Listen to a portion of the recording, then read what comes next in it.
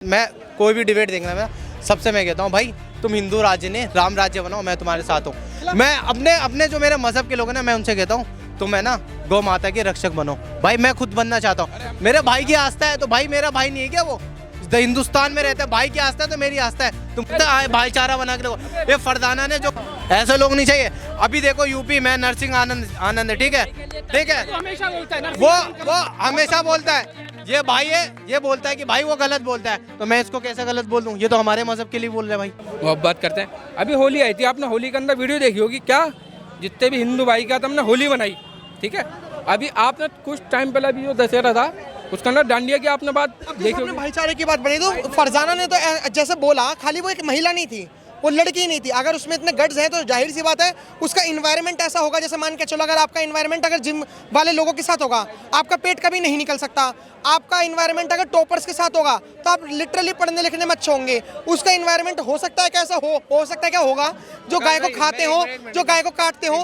तो अगर उसने बोला तो क्या आपको लगता है इन्वेस्टिगेशन नहीं बैठनी चाहिए उसके इन्वायरमेंट? बैठना चाहिए, बिल्कुल बैठना चाहिए। मैं जवाब देता हूँ। सबसे पहली चीज देखो भाई, अगर जिसने भी गलत किया है, मेरे धर्म में हो चाहे भाई के धर्म में हो, धर्म मैं तो मेरा मानना जो है इंसानियत होना चाहिए, चैन अमन होना चाहिए देश के अंदर, और धर्म के नाम पे काटा मारी ये नहीं होना चाहिए देश के अंदर। बट ये आजकल चल रहा है, आजकल जो हो रहा है ये गलत है बिल्कुल। लोग नहीं समझते हैं। अब जैसे कि प्रॉफिट के बारे में जब भी जो आता है नॉर्मल इंसान बोल जाता है, क्यों बोलता है? देखो एक मिनट सुनो, रुक जा, कंप्लीट करने। देखो सबसे पहले बात, मैं कोई भी डिबेट देखना मैं सबसे मैं कहता हूँ भाई तुम हिंदू राज्य ने राम राज्य बनाओ, मैं तुम्हारे साथ हूँ। मैं अपने अपने जो मेरे मजहब के लोग हैं ना, मैं उनसे कहता हूँ तुम है ना गौ माता के रक्षक बनो। भाई मैं खुद बनना चाहता हूँ। मेरे भाई की आस्था है तो भाई मेरा भाई नहीं है क्या? वो हिंदुस्तान में रहता है, भाई की आस्था है तो मेरी आस्था है। तुम भाईचारा बना के रखो। ये फरदाना ने जो ऐसे लोग नहीं चाहिए। अभी देखो यूपी में नरसिंह आनंद ठीक है वो हमेशा बोलता है ये भाई है, ये बोलता है कि भाई वो गलत बोलता है, तो मैं इसको कैसे गलत बोल दूं? ये तो हमारे मजहब के लिए बोल रहे हैं भाई। ये तो बोलता है भाई नरसिंह आनंद तुम्हारे मजहब के लिए बोल रहा है, वो गलत इंसान है। फरजाना ने बोला, मैंने बोला भाई उसके खिलाफ कानून कार्रवाई करो, उसने गलत बोला, मैं उसकी निंदा कर रहा हूँ, सपोर्ट में नहीं आया मैं इसके। आप अल्लाह खुदा भगवान वाहेगुरु के बारे में गलत बोल ही क्यों रहे हो? हमारी तुम्हारी औकात क्या है यार? और सबसे बड़ी चीज ये कि जो फरजाना हो, चाहे वो नुपुर शर्मा हो या कोई भी हो, कोई, अब मैं गाली दूंगा फिर वही बात आ जाएगी कि महिलाओं को गाली दे रहा हूँ। लेकिन ये भाई जो कह रहा है ना, इसको ये मेरे को जानता है कि क्योंकि मैं किसी मजहब के बारे में गलत ना सुनता हूँ ना मैं बोलता हूँ। लेकिन जो भी वो यहाँ पे खड़ा होकर बोला था भाई, वो अंधभक्त बोल रहा था, उसको समझाना बहुत जरूरी था। नहीं तो अभी इतनी देर में खाली खेल हो जाता है यहाँ पे। जैसे वो कहती है ममता बनर्जी, खेला हो गया, यहाँ खेला हो गया होता। लेकिन आपको नहीं लगता सर कि फरजाना के जो घर वाले जो सपोर्ट कर रहे हैं, और फरजाना की जो नई वीडियो निकल कर आई है, फरजाना ने कहा है कि ये काफिर जितने भी अंधभक्त की डैश और वगैरह वगैरह की गालियां दी गई हैं, इसको लेकर क्या कहोगे? देखिए सबसे पहली बात, अगर ऐसा कुछ हुआ है तो सबसे पहले अगर वो दिल्ली में रहती है तो हमें पुलिस को टैग करना चाहिए, दिल्ली पुलिस को, कि आप इस पे एक्शन लें। क्योंकि देखिए अगर कोई एक मजहब की कोई बोल रही है ना, तो उससे पूरा माहौल खराब होता है, पूरा माहौल खराब होता है। तो हम नहीं चाहते माहौल खराब हो, और इस पे जो कानून कार्रवाई हो हम समर्थन में। बात खत्म करे ये। तो होने को तो बाल सुधार गृह में भी जा सकती थी, लेकिन तब भी पुलिस ने कुछ नहीं करा। देखिए सर, संविधान के अकॉर्डिंग चलना होगा।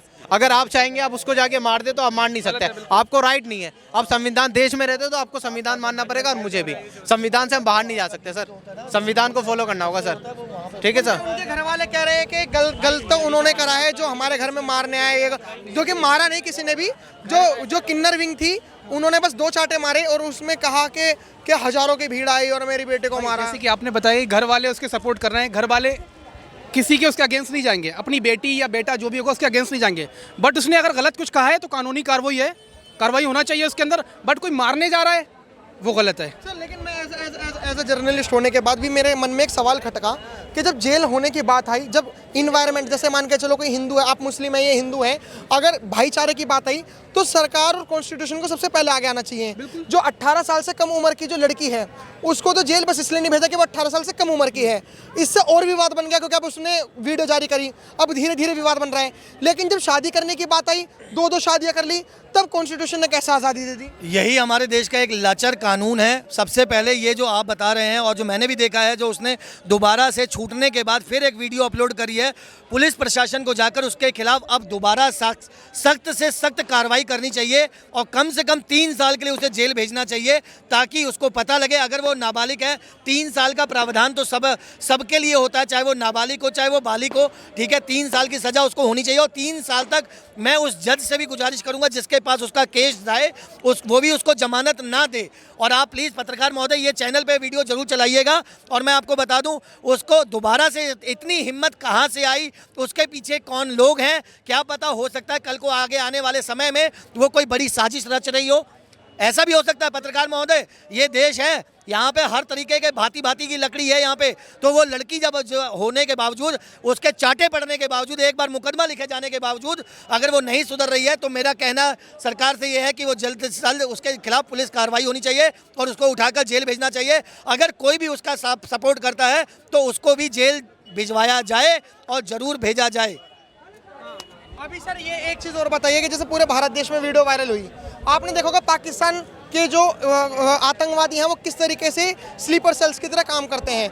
ऐसा भी हो सकता है कि अब भारत देश की नज़र पूरी फरजाना के ऊपर बनी हुई है और इतने सब कुछ होने के बाद भी उसने वीडियो में माफ़ी मांगने की बजाय या फिर अपना इनोसेंट चेहरा दिखाने के बजाय उसने निडरों की तरह काम करा कि मैं गाली देती हूँ, ये करती हूँ, वो करती हूँ। आपको क्या लगता है पीछे से फंडिंग वगैरह नहीं हो रही होगी? मैंने आपसे क्या कहा कि हो सकता है कि यह किसी आतंकवादी गतिविधियों में आगे चल के शामिल हो जाए या पहले से ही हो सकता है कि कोई, आप देखिए पत्रकार महोदय, हो सकता है कि आप यहाँ पे हम लोग भाई खड़े हुए हैं, मुझे नहीं मालूम किसी के जेब में चाकू लगा हुआ है या किसी के बेल्ट लगी हुई है या किसी के कट्टा तमंचा लगा हुआ है, ये हम नहीं जानते। आपके घर का हाल आप जानोगे, मेरे दिल का हाल मैं जानूंगा, ठीक है। लेकिन होता क्या है कि अगर कल को कोई भी ऐसे, अगर पुलिस ने आज एक्शन नहीं लिया इसके खिलाफ और कल को अगर कोई बड़ा हादसा हो जाता है, उसमें इस महिला का नाम आता है, फरजाना का, इस लड़की का नाम आता है, तो आप ये सोचिए कितनी शर्मनाक बात होगी कि पुलिस ने 2 बार या 1 बार अरेस्ट करने के बावजूद भी उसके खिलाफ कोई एक्शन नहीं लिया।